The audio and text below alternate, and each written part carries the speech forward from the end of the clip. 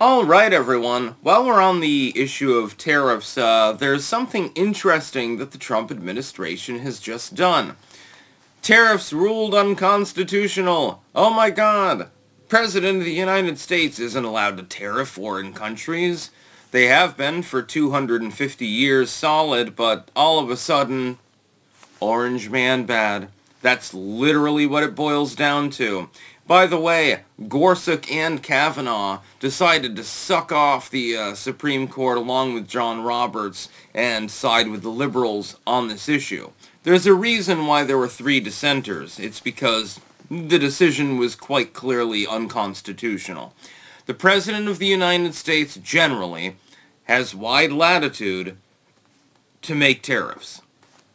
This has been understood since the 1700s. This is not a recent issue. Most of the presidents that impose tariffs in a unilateral sense are dead and gone. They have been for 100 years. Lincoln loved them, for example. So apparently they're anti-slavery or something like that because he was just a wonderful person. If you look at Razorfist's video on the subject, you will unfortunately see that actually he was the worst president that we've ever had. Fuck Abraham Lincoln, and fuck the Supreme Court. Trump, therefore, has said, very well, since my protective tariffs are not actually able to go through because you're all absolutely insane, I'm just going to put a 10% across the board protective tariff on literally everyone.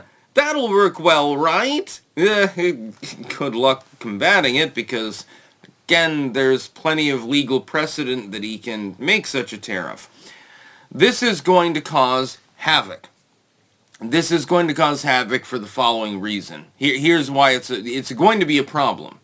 I agree with Trump in levying it. I'm hoping that it gets sorted out, but here's the reason. You're now tariffing countries that were cooperative with the United States. But apparently Donald Trump's not allowed to pick and choose which countries he actually tariffs.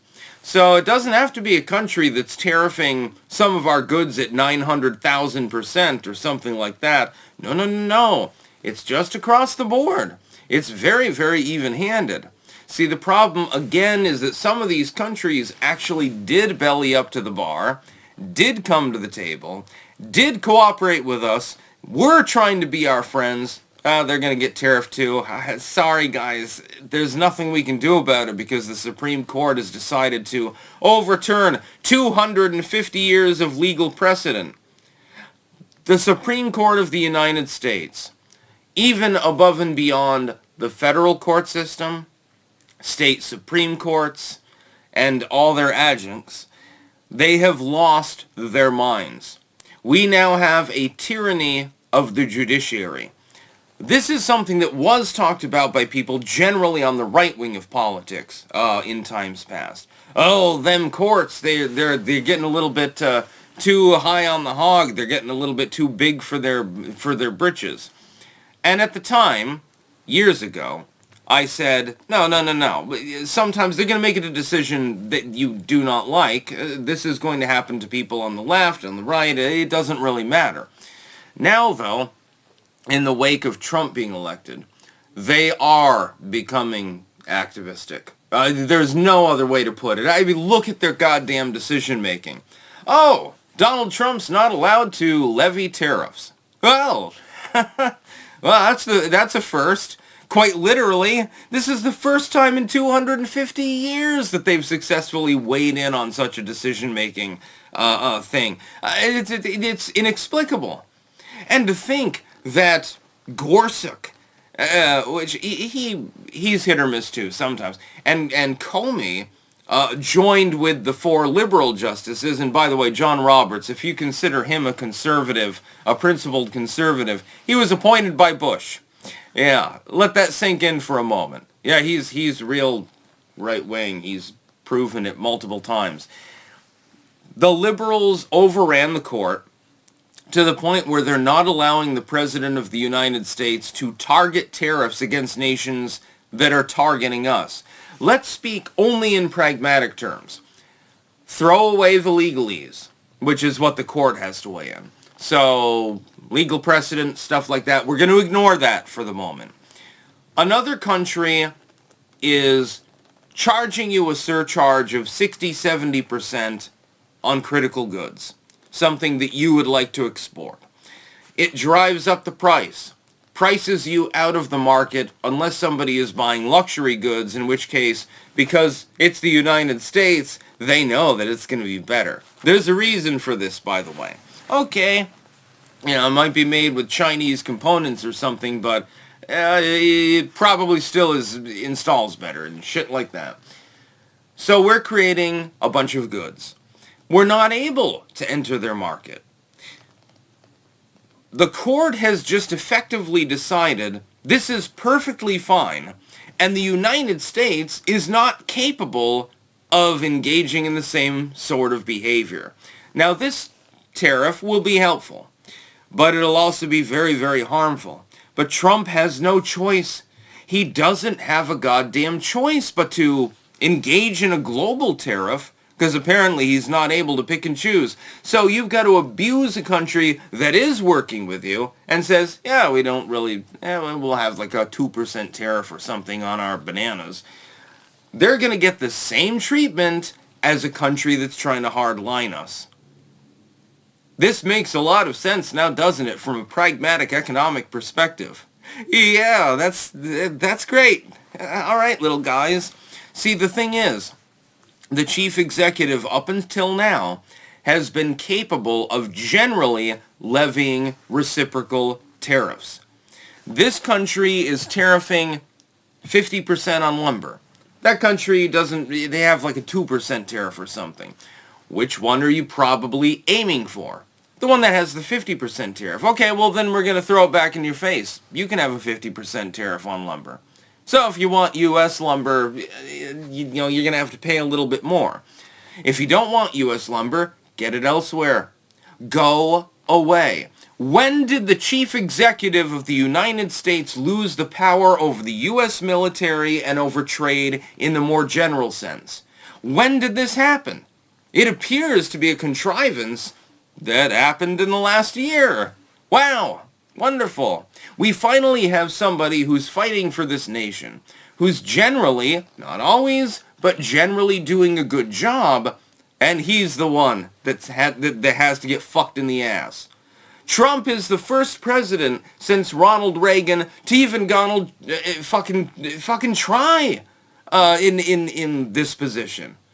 And he's the best since JFK or Eisenhower in that position. There's a reason they killed JFK too. They've tried a number of times with Trump. They've been unsuccessful, thankfully. He's actually making an attempt, and so for that he gets punished. That's literally his lot in life. If I was him, let me speak on this. I do not know in a million years why he ran for office again, other than the prestige of having been reelected in a non-consecutive term. I do not know why he puts himself through the misery that he must be under having to deal with these judicial decisions. I have no clue why he wants to put himself, he's got a State of the Union address today, I'm going to enjoy watching that, I'm going to be making spaghetti later probably. Why would you want to deal with these people? They're maniacs. You're like the sane man in the room. And even sometimes Trump doesn't make sense. But you compare him to, I don't know, Mitch McConnell or Nancy Pelosi or Hakeem Jeffries or any of a number of other people. You come out smelling like a rose. You can't help it at that point. These are the people that he has to deal with every goddamn single day. Man, I would have just gone back to the Mar-a-Lago and said, you know what I'm going to do? This morning, I'm going to get up. I'm going to have a nice smoothie. Yeah. By the way, I make them good. I'd love to make Donald Trump a smoothie. Trust me, Mr. President, you would enjoy them. And they're healthful, too. Have a smoothie. I'm going to go golfing.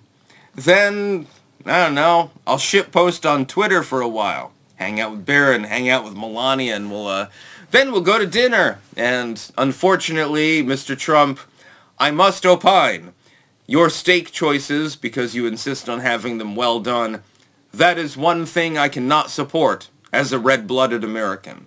Other than that, everything's fine. I'm just hoping that he says yes to pineapple on pizza. That's fine.